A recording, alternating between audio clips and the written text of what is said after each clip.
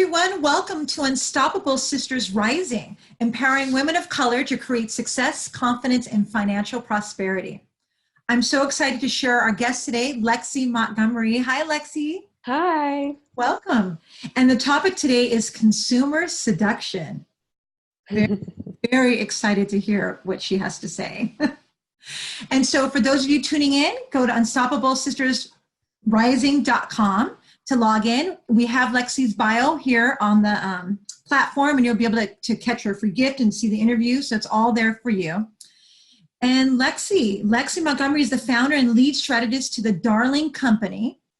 She's a consumer seduction agency based in Miami. So please share, what's a consumer seduction agency? So that's a question that I get asked a lot. We are basically a digital agency. We offer web design, SEO campaigns, but I took a different angle with branding the agency, where we actually focus on the neuroscience and the neuropsychology behind why consumers buy products and services. So if you're familiar with the statistics, consumers tend to decide if they're going to buy a product or service within like 30 seconds of landing on a website. And so if you're not on the first page of Google, then 90% of the people searching for things are never going to find out about you. And if you're not on the first page with a seductive website, then the people that find out about you won't end up buying from you. And so we tried to solve that problem with a sort of feminine take on digital strategies. And we've incorporated that neuroscience into our entire campaigns and all of our branding. Oh, I like this. So it's not provocative. It comes with some real information, statistics, and proven theories. Yeah, there's actually a story behind that if you want to know. I do. And that was my next story. Like, please share about you and how you got here. So my husband worked for Boeing, and he was a computer programmer. And he's very smart. He's very, he's always been techie. And I studied international business in college, grew up in theater, went into acting. And so I was in LA, and I was doing commercials as an actress, and I wasn't making any money, but I was on TV. And, it was kind of like this dichotomy of like, well, I love the creative side of things, and I love working with companies like McDonald's and Nutri-Ninja and all these brands, but I'm not able to do as much as I want to do, and I'm not getting compensated enough that it really feels, fulfilling. And so my husband was like, why don't you start a web design agency? So I was like, okay, like let's do this whole career transition thing. And, we ended up moving from LA to Miami. We got to Miami. I went to an event with one of my first clients, and someone was like, wow, you're in tech. You should be an escort. You'd make more money. And it was meant, I think, to be kind of like right, that pairing. Yeah, but it was like a weird, offensive compliment. It's like they were saying, you have a seductive nature about you, whatever, you're a woman, you're young, whatever, tech isn't your space, have an escort service. And I was like, okay, well, I'm not going to have an escort service. Right. But how can I take that negative experience and take the psychology from that experience? What was that person thinking when they told me that? And how do they perceive me? And how can I weave that into what we're doing in a beneficial way? I mean, that totally makes sense, because when you look at a lot of the ads, I mean, it's like, it is seducing us. Sometimes it's in your face and it's sexual, but it's really about drawing us in, being attractive, into where they're provoking us to want to buy or to learn more.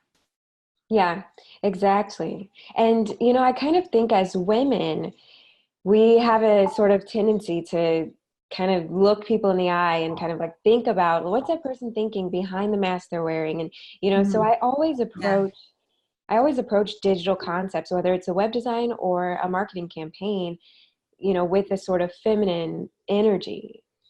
And so I'm like, well, might as well sell this as part of what we do, because it really is, I do more research, and we dive into the seductive elements of marketing. Oh my gosh, like that is. And so say a little bit more about consumer seduction. Like what is happening there when we see something, or we see an ad or a website? Okay, so there is a piece, it's about the size of a straw, and it's a mechanism at the base of your brain connected to your spinal cord. and it's called the reticular activating system. So the reticular activating system functions as a filter. And so that filter has been created by your, physiology, by your body, to tell you whether something is going to move you towards pleasure or away from pain, right? And so we always want to move in the direction of pleasure, run away from pain as fast as we can. And so every single person, every single business owner, as well as the end consumers they're targeting, is filtering all the time, every piece of content that they come in touch with. And so they're reading into things, they're seeing visual elements, they're watching videos, they're seeing triggers. And, there's different types of cognitive biases that influence us. So for example, if your target demographic is like an older person, maybe who's been married for a long time, there's something called senescence misinfluence. And senescence misinfluence is basically the fear of aging. And so in neuromarketing, what we do is we trigger that fear of aging with subliminal, placements on the website. For example, if you put a young, attractive woman on a contact form for a construction company, it's going to generate a different response than if you, put that somewhere where it wouldn't trigger that in a specific person. So in neuromarketing, we're basically looking at that filter of the specific demographic that a client wants to target. And then we're looking at all the biases that are going to affect that filter. So we're looking at, authority bias, social proof bias. We're looking at all kinds of sexual deprival superreaction bias and things that are moving that person, towards pleasure and away from pain throughout their navigation of the website, basically. Oh, I find that so fascinating that you have really done your research. I mean, you know your stuff. And so do you find, because they say, I don't know if this is true, but I heard that women are the biggest consumer. Is that true? And so is that, or what have you seen? So there's actually a great book on that, and it's called Why She Buys. And it talks about female consumption. I was actually talking to a guy that's getting his master's the other day he's getting his master's in marketing, but his dissertation is on consumption amongst, African American. I know. I was just going to bring that up too. People of color too. They're consumers too. Yeah. And so when we look at specifically female consumers, then, we have to assess what's moving them, to buy, what's basically pleasure for them related to the product, or what kind of pain can they avoid by having this product or service. And so it's interesting because often men, especially married men, are influenced by their wives. And so she has a big kind of influence on that whole entire, experience. And so there's another book called The Female Brain, and it talks about the way women are wired and kind of like in nature, how, we're looking for protection and provision. And, even when we're independent, it's like, well, why do we wear makeup? Why do we do our hair? Well, these are like signals to, the opposite sex, or they're signals to basically we're sexually reproductive, we're healthy, all these things. So, we want to look at the animalistic psychology of female consumers, but we also want to look at the sort of modern day, capitalism, consumption, and like how social media influencing your demographic and things like that. I mean, and that's fascinating. And then how do you take all this neuroscience, this factual scientific statistics, and then translate it into somebody like me who says, okay, I need a website. Like I'm a coach, or I'm going to start my business, or, like they show up and say, help. So, it's funny. So what we do is it's kind of like a matchmaking service where we're spending more time learning about the business owner and, their hobbies outside of their business and their family and their passions and their interests. And we're taking that and we're trying to analyze, what are their primary values? What are their basic needs? Tony Robbins talks about, 6 basic needs. Yes. And, we kind of try to order those for the business owner. And then we say, okay, well, what are their insecurities? If a business owner has a need of certainty, they need to be reassured this is going to work. They need to have a certainty about, basically what they're delivering, but they're also probably really prompt with their customers and they're really clear and specific with customers. So these are like highlights that we can pull into the website that helps a prospect who hasn't yet called the business or done any kind of anything with this business, that prospect can kind of read into these things and get the essence of the original business owner. Oh, I really like that. So you really dive in, not just to what their skill is, but to find out who they are, and you want to express that through their website. Yes, absolutely. And at the same time, we want to dive into who's their target demographic, like who is their customer, and what is that customer looking to get from that business. Okay, so you're taking my essence and you're also pairing it with my audience in a way Yes. that's like positioned Yes, in a way that would be attractive to them. exactly. I love the pairing of like dating with your site, because I mean, and really, it's like that is what it is. We're creating. I mean, it's if so many people have a service, what makes them choose me? Why am you know I'm a coach. There's thousands of coaches. Why choose me as a coach versus my essence impacts that because I am my service. Yes. And, oftentimes we have blind spots. As business owners, we kind of like see what we want the customer to see, but we don't see Right. what they're experiencing. And so we kind of act as a sort of, inside investigator and Ah, find those blind spots. And we can kind of, make those look pretty, or we can alter them. You can kind of like redirect that business and kind of how they're approaching things. If a business, for example, values certainty, like I was mentioning before, then that same business on their website, they might say, we pride ourselves in, yeah, spending quality time. We think this, like they want to be really yeah, certain in their communication, but that doesn't tell the customer what the customer gets. That says what the business values. And so the customer ends up feeling kind of separation when they read through that yeah. kind of copywriting. And so it's our job to go in and smooth that out. This is so fascinating. I mean, it really is, because I've worked with so many different techie designers. Nobody has ever quite come from this angle and has delved. Yeah, I mean, yes, they have you fill out a worksheet and say, okay, what's your qualities? If your business had a face, what would it look like? I mean, we kind of go through those kind of generic questionnaires, but there's never been like it's you dating your client, like looking at as a matchmaking. I mean, I'm not dating my client, but as a match and creating that attraction. What if this is the clientele I want? How do I make this attractive, and as well as express my true essence? So it's not like we're manufacturing something here. It sounds like you're really taking who I am and showcasing in a way that's attractive to what I want. Exactly. And the ultimate objective is just like in dating, to make the business so attractive that the person or the clientele that they're interested in attracting ends up approaching them first, because we Ooh, want them to reach out first. That gets us into positioning, and that gets us into, primacy, recency effect. Basically, however that relationship is established, however they're finding you, if they're excited about what you sell and they believe in you and they think you can solve all their problems, they're yeah, coming at an angle that's going to end up with less, negative reviews. They're going to be less likely to yeah, sue a doctor for malpractice, because they're looking to find information to support that. They're going to anchor to that information that you have the answers, and they're going to stick to that, and they're going to, instead of looking for right. problems. Oh, I love that. So positioning as the expert. This is so awesome. So who comes to you? What is your client? Well, I feel like this.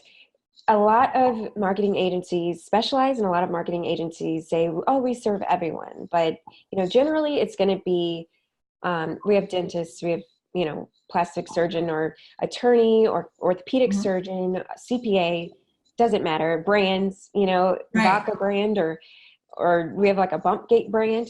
But at the end of the day, it's really, can the business owner see what we're doing here and see the value in it, and then have faith in us, and can we build a trusting relationship and get that done? Yeah. Because it takes a lot of vulnerability.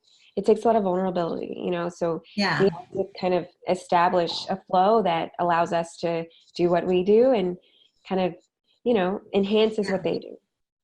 And I love what you're saying, Lexi, because it's like I've created a bunch of different websites. Being a coach for 20 years, I've reinvented myself multiple times.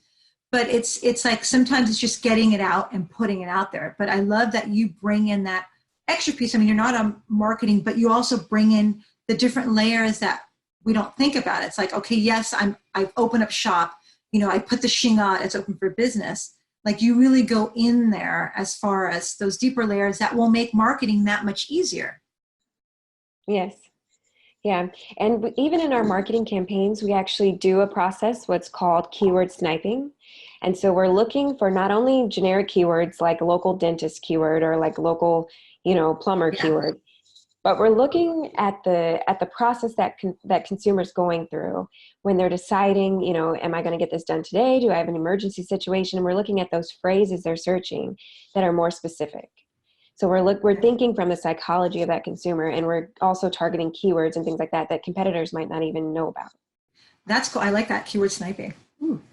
Um, how do you get somebody to reach out to you first? You mentioned that earlier, like you make it so attractive that they'll reach out to you before you've even, and tell me some of the ways in which you help a business owner create Yeah, that. so you have to have an audience. You have to build your presence. It's not going to happen overnight.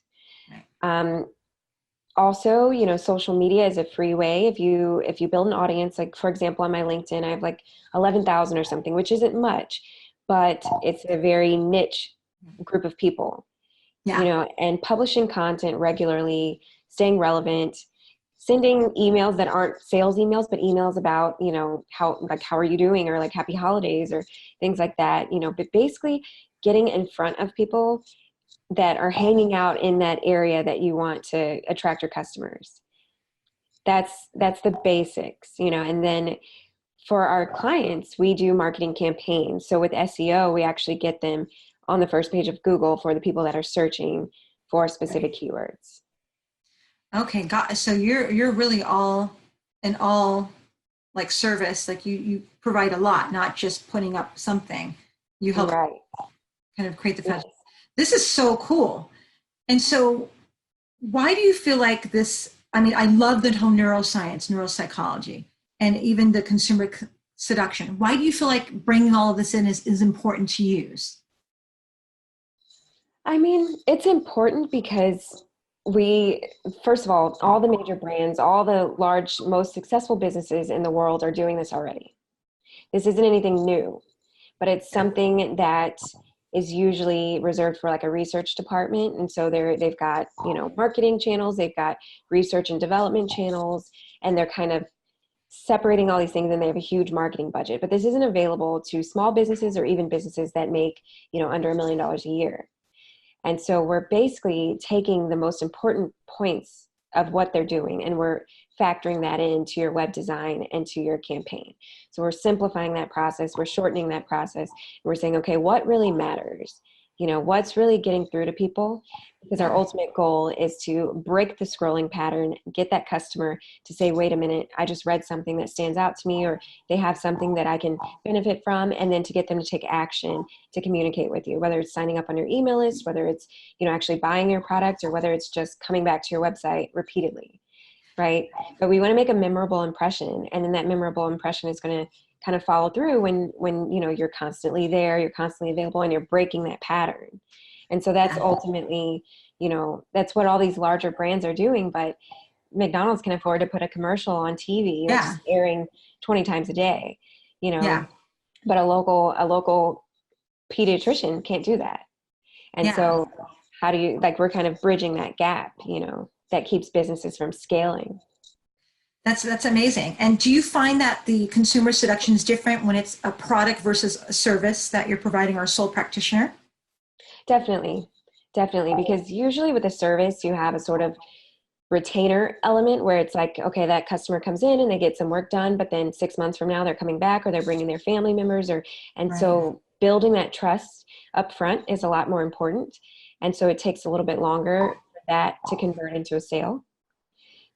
With products, it's usually like one and done. If they don't like the product, they, move on to another product, but they're not usually buying the same product unless it's a commodity or something. That's not typically what we do. So it's kind of like Yeah. you can use a lot of different triggers to make them buy more quickly. They kind of respond more Right. quickly. But essentially the process is the same. We're building connection, we're building communication from the original entrepreneur, no matter how many employees they have, all the way down to the end customer, no matter how many middlemen there are. I love this. So you can take somebody who has no website, nothing, and just has a service, and you can take them from start and where's finish. So you help them build their website. And then what happens from there?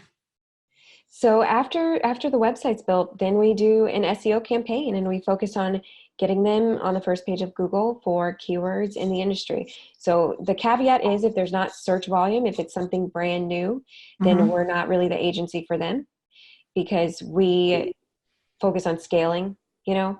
And Right. so it's like if the product hasn't been brought to market or if the idea hasn't been tested, then we can't really make the market. Right. So But there has if to be the some market proof is of there, concept. So it's got it that people have bought it. Okay. exactly. But if the market's there, then we find it and we bring it to you or we bring you to it. Okay, excellent. And so then it's the website, then it's the SEO campaign. Mm-hmm. And then you scale and eventually, you know, you can, I mean, if you're a medical office, you can open more offices and we can target new areas. If you're a product, you know, you have a product that you're selling, then we can target other countries. We can do international. Yeah. Oh, you've taken a topic that can be really quite boring for some people and made it so amazingly interesting, which because it's so important because a lot of service providers, we just want to deliver our services, not realizing we open shop and oh, we build it and they will come. And there's so much more to that. There's also the selling of it through marketing or you know, positioning ourselves in ways that people can find us. And so I love how great this conversation is and really opening people up to that whole aspect, the science of selling or the seduction. Yeah. And, you know, we have to remember that most of these large companies spend 30% of their revenue on marketing. You know, marketing Yeah. is huge. It's huge. And like any major successful business in any industry is going to have some degree of marketing. And so it's like, it's an important element and it's, you know, I think it's not as technical as it seems because Yeah. it's human nature. It's relying Yeah. on human nature. It totally is. I think it just gets collapsed. You know, people just assume website, you know, techie when it's like, no, there's so much more to it. Oh my God. And so is there any tips that you have for business owners that do want to scale, that do want to take their business to the next level? That after listening to this was like, oh, I thought my website was good, but now I don't know. So, tangible tips, make sure you have a blog on your website. Your blog should have articles of at least 1,000 words, and those articles should target specific things that your demographic will care about. And they need to be posted 3 to 4 times a month. That's going to keep you ranking for new keywords, showing up for new searches. It's not necessarily going to make your website strong, but it's going to keep you relevant. Also, if you have an email list or if you don't have an email list, make sure you have one. But if you do, keep in touch with people because back, 10 years ago, it Yeah. used to take 16 touches for a brand to actually break through to a customer. And now, well, actually, no, it used to take 4 touches for a brand to break through to a customer. And now it takes 16.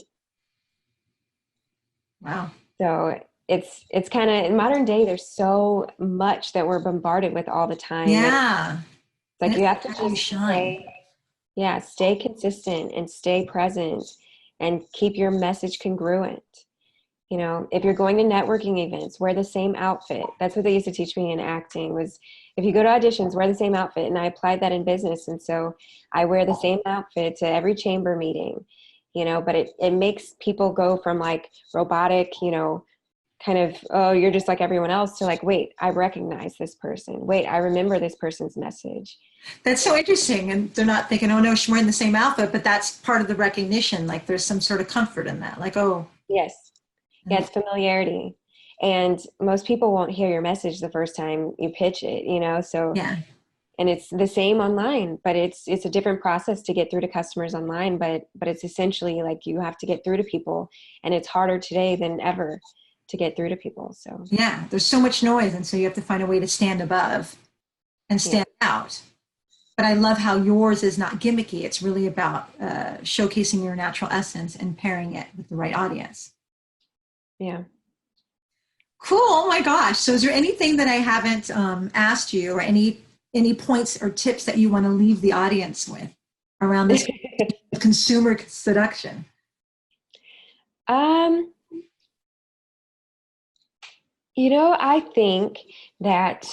think there's a misconception modern day when it comes to women in male dominated fields, especially women that are minorities in male dominated fields. And I think the misconception is that it has to be more challenging, or you're going to make less money, or people won't take you seriously. And it's like, to a degree, I get that. And I do agree that you will run into different speed bumps than like, you know, a white male in the same industry. Yeah. However, I do think that there are inherent capabilities that we have and things that differentiate us in our market. And like the story I was telling you earlier about how we ended up branding our company, I think that if you know, kind of try not to take offense to the things that people say, but you read deeper into their biases and like what's influencing them to tell me this right now. You know, I think that we can all be equally or even more successful than, you know, the people before us. I think it's a different day and age, and there's a lot of opportunity, but you have to find your niche and you have to embrace who you are, you know, and bring that presence into what you do. I love that. I love how you circled back with this story, because there's so many ways as a woman of color I could take that comment, you know, being said to you, but I love how you were able to turn it into, okay, how can I use this? And then and yet the way that you've just described your whole agency around, I mean, it is the science of what draws people in. I mean, that's amazing. And so I think that's so amazing that you were able to turn that around and not be angered or turned off or just, you know. Yeah, and it wasn't a quick process. Like it took me a year, like a year and a half, something like that. Like it took me a while to really digest it and Yeah. not feel sort of classified by it. You know what I mean? Right. And that's But a little bit about those those glass ceilings. Like there's some external ones, but which part of it's within us? Were you able yeah, to push past that and create something amazing out of this that's so unique and yeah. it's relevant and necessary? And I think it was I think it was a mindset shift. You know, I think it was, okay, life doesn't happen to me, it happens for me, you know? And it's Yeah. like that comment happened in my first year in business, and then my dad died that first year in business. And it completely, like, I had to say, like, okay, I have to do this differently. I have to think differently. I have to take this in, or else life is going to like Yeah. squash me, you know? Yeah. Oh, and I love that. That's one thing I will say to myself and my friends and clients, like, okay, how is this happening for you, not to you? Because then it kind of shifts and then we can move forward in an empowering way. Yeah. Oh, this is so awesome. This is so great. And so I know that you have a free gift to offer the audience. And so I wanted to give you an opportunity to share about it. Yeah, yeah. So the free gift is called Selling a Fantasy, and it's a quick ebook. It's not going to take you a long time to read it all, but it gives you the sort of basic principles of sales psychology, and specifically consumer seduction sales psychology. I wrote the book when we moved to Miami. You know, I was transitioning from acting and entertainment into digital. And during that window, I worked at a plastic surgery center. And I didn't know anything about plastic surgery, but ended up selling a ton of butt lifts and a ton of boob jobs and facelifts. Yeah. And I did that by not being an expert in surgery or anything technical, but by digging into the customer's psychology and figuring out what these women wanted to talk about, what they cared about, what were their insecurities, and then weaving that into the solution that we had, which was a real solution. But they were Yeah. almost like, by the time the customer contacted us, they were sold, and they needed us to help them convince themselves why they were sold. And so I found that little missing piece, and we ended up scaling the center by like 15% conversion, and made it like a system for the sales team. And so anyway, that book is about that and how that took Very place. cool. That is great. And then I know that you have a bonus gift for those that purchase the summit. Yeah, yeah. If anyone is interested in getting a custom neuromarketing analysis, if you'd like to have a phone call where we actually look at your branding and your business and your demographic that you're targeting, then we will do that as well. Excellent. Oh my gosh, this is so great. And so I have Lexi Montgomery from the Darling Company. And I know that they'll be able to click on the link to your gift, but how can people find you? Yeah, you can find us I'm on LinkedIn. If you just look up Lexi Montgomery on LinkedIn. We also have Instagram at Darling Web Design, Facebook Darling Web Design, and we're on Twitter, and it's Miami Darling. Oh, wow. This is such an interesting topic. I think this is so great. So thank you for taking the time to come out and share with us your expertise and give us some really tangible tips that we can implement today, I think. It's Thank you. Thank you so much for the valuable. interview. And you can visit our website at darlingwebdesign.com. Okay, darlingwebdesign.com. And her whole bio will be on this page and everything is there for you to click on and review. Thank you so much, Lexi. Have a good day. Thanks.